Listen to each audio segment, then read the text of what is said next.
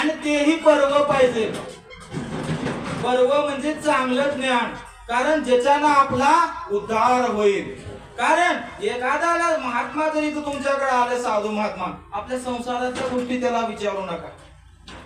त्याला विचारा कैकी उद्धार पावेन, कै कृपा करील नारायण, आणि तुम्ही सांगा संत जन, करा समाधान चित्त माझे. हे तुम्ही त्यांना विचारा संसारातल्या गोष्टी, कारण अनेक न लगे माईक पदार्थ, आणि ते माझे अर्थ नको देवा.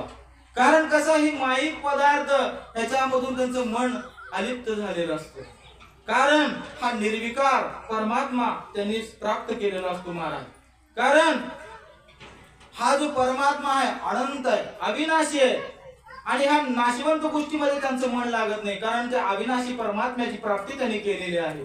म्हणून ज्ञानोबा महाराज सांगतात की ते ज्ञान गापै बरवे, जरी